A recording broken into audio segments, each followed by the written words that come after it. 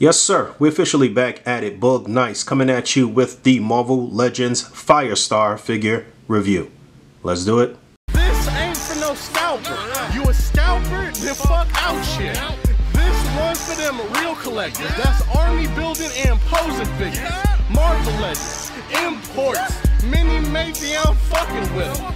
Hype beast, we know about you. Stay buying figs, don't know about it. And a quick look at the artwork on the side of the box. It is the same on the right and the left flap. Alright, let's bust this bad boy open and see what's what. And a real quick look at the insert from inside of the box, which I won't be using. And if you've been anywhere within the collecting and displaying community in the past 5 or 6 years, you won't be using this either. You'll have a real diorama or extreme sets or whatever. So, alright, here we go. Angelica Jones, aka Firestar. Her bio on the back of the package reads, Angelica Jones soars into battle, harnessing the power of microwaves to combat evil as Firestar. So Firestar is actually a mutant with the ability to control microwave radiation and electromagnetic energy. She can also take flight. Her first debut was actually not in a comic book. It was actually on the Spider-Man and His Amazing Friends television show, or the cartoon, back in September of 1981. Debuting alongside her castmates, the X-Man Iceman and the show's central star Spider-Man. She actually had sort of like a weird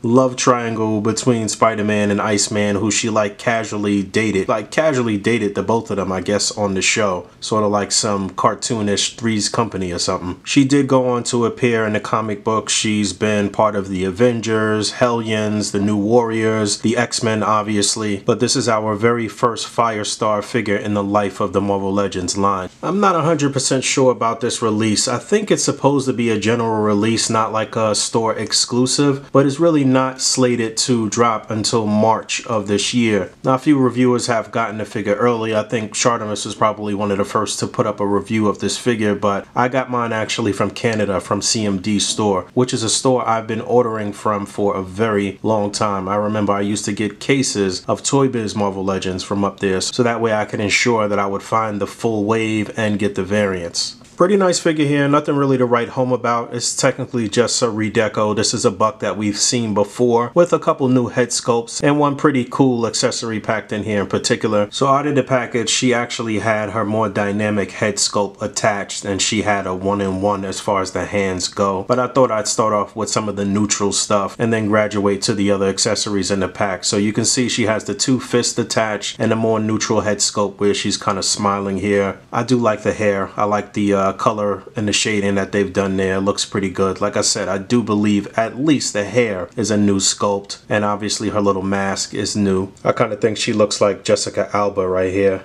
But she's also packed in with 2 open hands with the fingers spread. Obviously these are 2 hand sculpts that we've seen hundreds of times on the female Marvel Legends. She's also packed in with a couple of flame effects. We've seen these before as well. I think we've seen them with the MCU Scarlet Witch as well as the 616 Scarlet Witch, but obviously these are fitting for her character because she does have some manipulation over fire or electromagnetic waves or whatever the case may be. I mean, it's in her name, Firestar, right? But yeah, no right or wrong way to kind of apply these. You can utilize them as you see fit. And then aside from the more neutral head sculpt, she has this one where it's a little more dynamic, well, at least the hair is. Her face looks neutral. It would have been nice for sort of like an angry look on the face here, or maybe to have her eyes whited out or something like that to showcase that she was really utilizing her power. But I do like the sculpt of the hair. Obviously you could use this if you have her in flight poses or in action sequences or what have you when you're doing your A.C.B.A, your toy photography. So not bad. Looks like they changed up the color of her lipstick on this one too. The lipstick on the previous version looked a little pinkish where it looks red here, so not bad. And then Firestar's final accessory is this little dog, Miss Lion, which is actually Aunt May's dog. But for whatever reason, they packed it in here with Firestar. I'm not sure. Well, the dog actually did make several appearances on the Spider-Man and Amazing Friends show. So, good way to pack in one of the prominent animals of the Marvel Universe. I like this. Not really much articulation, although the head is on a little ball joint. So, you can actually rotate the head and actually move it up and down. It's actually a nice little ball peg here. I suppose if you had another little tiny head, you could swap it onto here. Maybe Hitmonkey's head or something will work on here.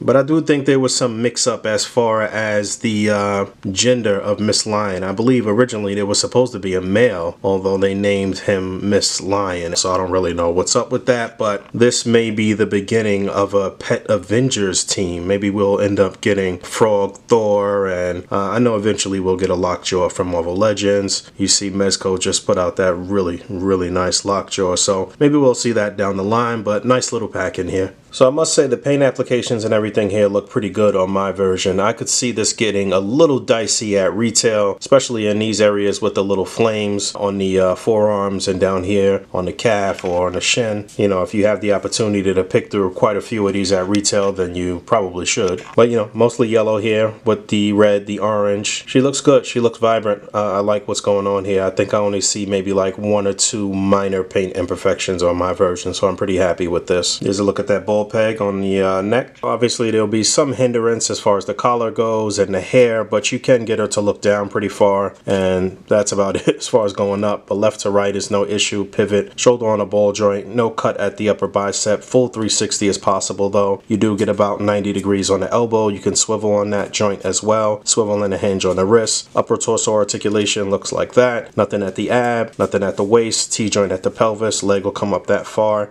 You do get not really a decent split. That's pretty much about it. Upper thigh rotation, double jointed knee, and a hinge and a pivot on the foot, and that's pretty much it. So you know my channel, you know me, you know my gripes with the female figures. We need more articulation. I would love to put all of these female figures in really dynamic poses, although she does pose pretty well. You can get her into a flying pose and you know she looks pretty good, but just that little bit more articulation on the female figures would be greatly appreciated. Alright, so the one and only size comparison that really matters, we have the Retro Collection Spider-Man, we've got Firestar, we've got the Retro Collection Iceman. Now this Iceman is not quite the right color scheme of the Iceman we saw in Spider-Man and His Amazing Friends. Also, he has the belt with the X logo on it, and Iceman during the show didn't really have that. I think that they could probably take this same exact buck and just paint him a more bluish hue, and then we would have the right look for Iceman with this particular team. So something similar to the Juggernaut Build-A-Figure Wave Iceman. This is like a modern take on Iceman. As far as the color goes, we need that sort of color with the sort of classic round head look. You can see that they gave him the spiky little ice back that you could plug into the peg hole in his back here. I just don't think that Hasbro Marvel Legends has nailed any of the Iceman figures just yet. They've given them, pretty much put them on the right buck in terms of articulation, but I don't know that they've really nailed that sort of translucent look just yet. Giving us Firestar here, I think will be the catalyst for a few things. I think we're going to get an Aunt May figure at some point, and I also think that we're going to get more casual plain clothes looks for a lot of our heroes moving forward. You saw all of these people in plain clothes in the show. Dwight has talked about giving more plain clothes looks to different characters, and we also saw a lot of cameos on that show. Obviously it was Spider-Man and His Amazing Friends. We saw the X-Men and a lot of other different costumed characters, superheroes throughout the life of that show.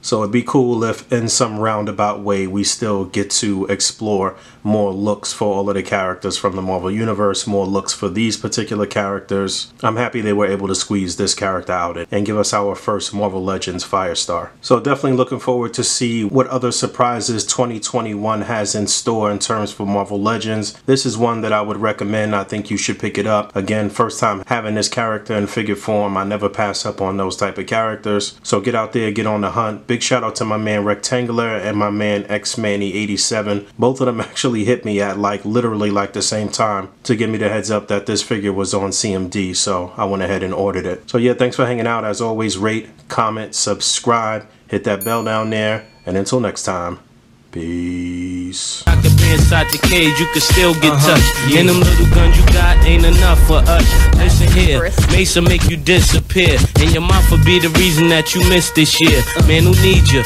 You don't need me, I don't need you neither. That's why my next leg's gonna be a 2-seater.